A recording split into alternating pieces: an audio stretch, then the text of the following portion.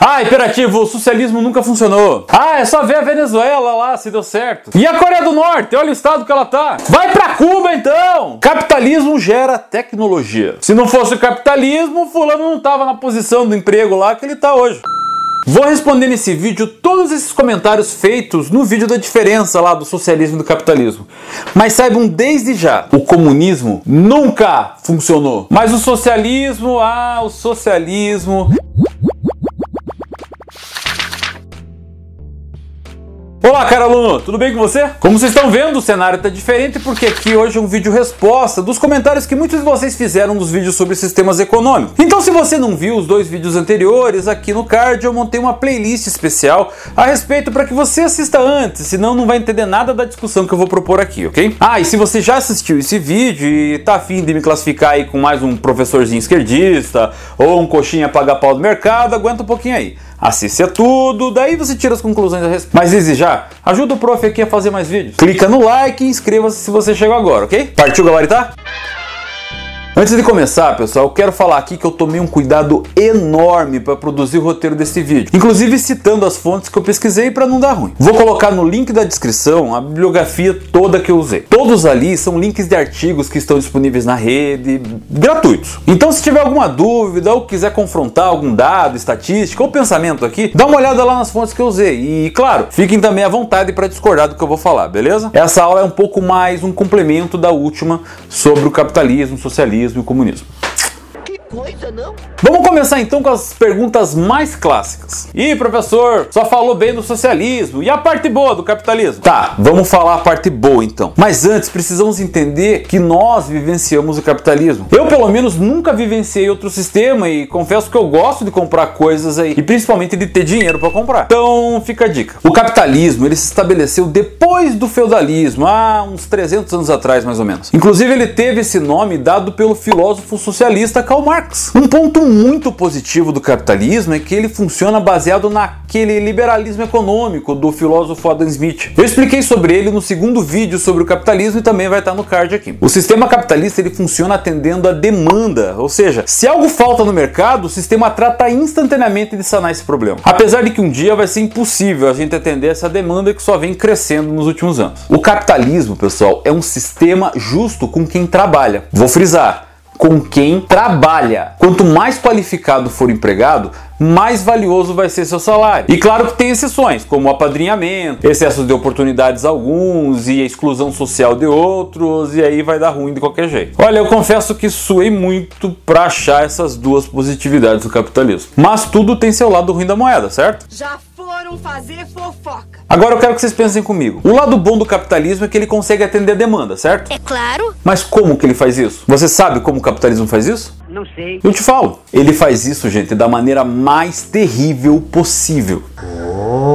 Quem pode nos explicar isso é o grande Estados Unidos. Suas empresas invadem os países subdesenvolvidos, onde acham matéria-prima abundante. Ou seja, já que já acabaram com toda a sua própria matéria do país, eles nada mais fazem do que acabar com a matéria que é de direito dos outros. Outro fato que os levam a essa invasão é a mão de obra barata. As multinacionais pagam esses trabalhadores de suas colônias 4 vezes menos do que pagam os trabalhadores de suas empresas no país. Eu poderia citar outros vários fatores ruins do capitalismo aqui, que inclusive me fez escrever tudo isso. Mas eu prefiro falar da última e mais cruel estratégia desse sistema, que inclusive eu abordei também no último vídeo, que é a obsolescência programada. Eles programam os produtos para fazer com que as coisas percam sua funcionalidade rapidamente. Quer ver um exemplo? Eu quero saber. O novo iPhone 10. Ele tem o mesmo processador do iPhone 8. Uma das pouquíssimas coisas que mudam entre o iPhone 10 e o iPhone 8 é a câmera, que no 8 tem 8 megapixels e no 10 tem 12. Mas mesmo assim a câmera do iPhone é melhor do que essa câmera profissional aí que eu tô usando para gravar. Trocando em miúdos, a empresa que produz programa para que o aparelho fique obsoleto com um tempo determinado, de modo que as pessoas acreditem que o produto perca utilidade. Por que vocês acham que a garantia do produto não é eterna? Se eu comprei alguma coisa, ele deveria funcionar para sempre, concorda? Mas eles criam uma cultura que nos fazem jogar fora coisas que estão perfeitamente boas, de modo que o consumidor se veja obrigado a comprar outro produto novo, independente de suas diferenças, sendo elas mínimas ou não. Quer ver? Dá uma olhada ao redor de onde você está. Você vai ver vários exemplos dessa obsolescência programada. Outra, vocês já pararam para pensar no teu computador que tá dando pau e que ele poderia ser resolvido só trocando o processador? Pra que produzir peças de reposição com um PC velho, se as empresas querem mais é fazer você comprar mais? Às vezes uma pequenininha diferença implica num grande valor para comprar um novo produto. Tem um vídeo muito legal sobre isso que se chama A História das Coisas. Eu também vou deixar no card aqui para vocês darem uma olhada depois. Continuando nas perguntas. Essa foi até engraçada. Professor, se eu defender o capitalismo na redação do Enem eu tiro 0? E a resposta é...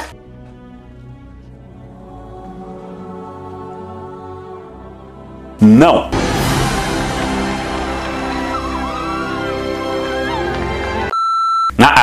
Se você estudar a respeito, se você pesquisar bastante, como eu fiz para pesquisar essa resposta aqui, fundamentar bem os seus argumentos, você pode defender o satanismo, que com certeza não vai zerar. Só estudar.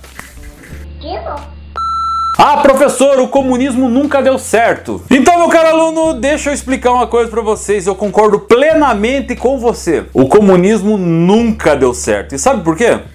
Não sei. Porque ele nunca existiu. Sim. Vamos conhecer um pouco do que é o comunismo. Dentro da teoria marxista, elaborada lá no século XIX, socialismo e comunismo seriam duas etapas sucessivas no desenvolvimento da sociedade econômica. Tá, mas existem diferenças entre elas? É claro. Não só existe, como eu diria que elas são quase que opostas. O socialismo é uma etapa para se chegar no comunismo. O comunismo é o auge da ordenação social, política e econômica, onde as desigualdades sociais já não existem mais, as pessoas já sabem aí a função sua dentro do conjunto, tipo uma engrenagem que compõe um maquinário. Então o comunismo seria um sistema de organização da sociedade que substituiria o capitalismo, gerando assim um total desaparecimento das classes sociais, inclusive do próprio Estado. De maneira mais grossa, aí, o comunismo é idealizado como se fosse um céu, sem Estado, e que as pessoas poderiam alcançar aí depois de tomar o remédio amargo do socialismo, que propõe justamente o contrário, o fim da propriedade privada, o controle dos meios de produção pelo Estado. Enquanto o comunismo queria acabar com o Estado, o socialismo quer o controle total. Faz sentido isso? Tudo errado essas perguntas. Não, não faz sentido, é bizarro mesmo. Mas seria assim que o comunismo poderia um dia acontecer. Mas para acabar com a maldade da natureza humana, ia precisar aí do quê? De séculos de socialismo para se chegar um dia, quem sabe, num comunismo. Então, ao pé da letra, nunca houve um país comunista no mundo. E o que há atualmente são 5 países com hegemonia de apenas um partido, que normalmente eles se chamam de comunistas por seguirem mais rígido aí o marxismo-leninismo, que é a China, Cuba, Laos, Vietnã, Coreia do Norte. São mais ou menos 3% de todos os países do mundo. Mas o comunismo mesmo, meu caro, esse nunca existiu. O processo é justo? O processo é incorruptível? Sei. Ah, imperativo, então o que é a China? Olha, o comunismo praticado na China, especialmente na China, está mais para um modelo de capitalismo de Estado do que para necessariamente um comunismo puro ou até mesmo um socialismo. O comunismo praticado especialmente na China está mais para um modelo de capitalismo de Estado do que para um comunismo puro ou então um socialismo. Ele é baseado numa intervenção forte do Estado na economia e, ao invés de entregar o monopólio completo dos meios de produção ao Estado, o governo chinês não tem monopólio dos meios de produção. E o que ela faz, na verdade, é meter o bedelho na bagaça toda. Tipo aquele teu vizinho que só divide o muro do quintal com você e acha que pode se meter na tua vida, tá ligado? É mais ou menos isso. Que bom. Depois da queda do Muro de Berlim em 1989 e do fim dos soviéticos entre 89 e 91, falar em comunismo puro passou a ser impraticável. Na prática, apenas 2 países ainda adotam um conceito de economia planificada, que é a Coreia do Norte e Cuba. Tá, imperativo, beleza. Então eles eram socialistas e não eram comunistas. Eu entendi, mas o senhor poderia informar em qual país o socialismo realmente deu certo? Vamos entender uma coisa assim. O que é dar certo? Se dá certo pra você é uma sociedade onde existem milionários, bilionários, carros de luxo, riqueza na mão de poucos, então realmente o socialismo não deu certo. Agora, se der certo pra você é coisas como educação e saúde de qualidade, uma sociedade sem pessoas morando na rua ou morrendo de fome, uma sociedade sem exploração sobre o trabalhador, então sim, o socialismo deu muito certo. Eu estou sentindo uma treta. A União Soviética, por exemplo, produziu pleno emprego, pensões garantidas, licença maternidade paga, limites de horas de trabalho, cuidados médicos, educação de altíssima qualidade, inclusive ensino superior. Sim, esse ensino superior gratuito ainda, gente. Férias pagas também, moradia barata. Com a economia planificada da União Soviética, ela foi de uma economia agrária para uma superpotência em alguns anos.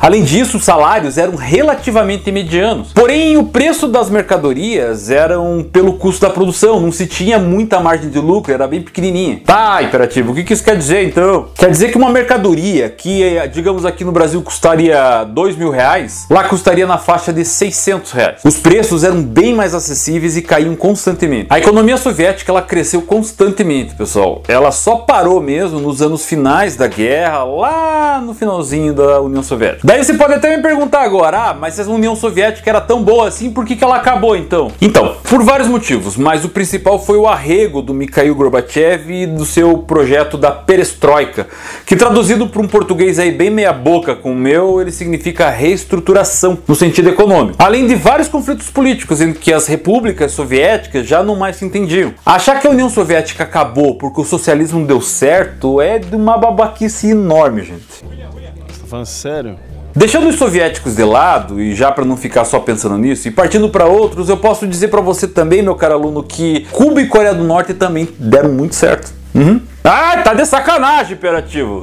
Isso deve ser um engano, esse aparelho deve estar quebrado. Não, é verdade mesmo. Cuba, pessoal, tem altíssimos índices sociais. Apesar de ter um embargo criminoso imposto pelos Estados Unidos, lá ninguém passa fome, ninguém mora na rua e todo mundo tem saúde e educação de primeiro mundo. É um país pobre? É. Porém, ele sempre foi assim, só que melhorou muito depois da Revolução Cubana. Antes da Revolução, o povo era escravizado, tinha expectativa de vida muito baixa e quase toda a população vivia na indigência. Cuba era o quintalzinho dos Estados Unidos. Porém, tudo isso mudou depois da Revolução. Ah, sobre o bloqueio você vai me perguntar agora também. Ah, se o bloqueio é dos Estados Unidos, por que Cuba não negocia com os outros países? Simples, meu caro aluno, porque esse bloqueio é extraterritorial. Ou seja, os Estados Unidos meio que impede todos os outros países que têm relações com ele de negociarem com Cuba. Vou dar um exemplo aqui. Se o Japão negociar com Cuba e os Estados Unidos não permitir, as relações mercantis entre os dois vão ser diminuídas ou até cortadas. E como todos nós sabemos, ninguém quer hoje perder relação comercial com os Estados Unidos, certo? Acertou. Ah, miserável. Cuba é criticada por muitos que nem sequer visitaram o país alguma vez na vida, pois...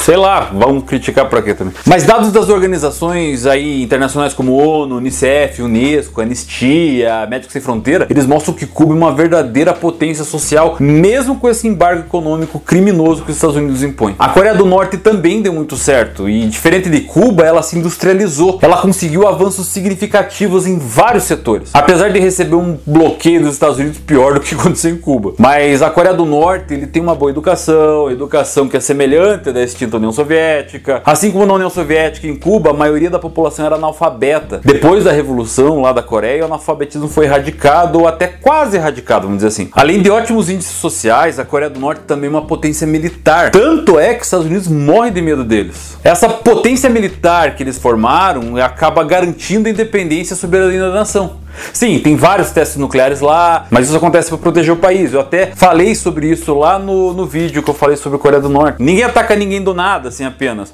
Eles se defendem também por quê? Porque a outra Coreia é colônia dos Estados Unidos. E sem contar que os Estados Unidos também ataca todo mundo, né? Lembra Hiroshima e Nagasaki? Isso também não precisa nem falar, né? Será que é mesmo a Coreia do Norte que é a ameaça global? Olha, gente, segundo dados publicados pela companhia lá da Hyundai, que também tem indústria na Coreia do Norte, a industrialização deles lá rola aí a uma velocidade de 44% ao ano. É uma coisa muito louca, assim, tipo, é muita coisa, assim, para parar pra pensar. Olha, se isso não é dar certo, pessoal, eu não sei o que é, entendeu? Então a gente vai precisar rever aí os conceitos do que é dar certo num país ou não dar certo. Outro ponto importante que eu não abordei é que o socialismo, gente, ele é essencialmente coletivo, diferente do capitalismo que é totalmente individualista. Talvez por isso que o meu dar certo pode ser diferente do dar certo pros liberais, tá ligado?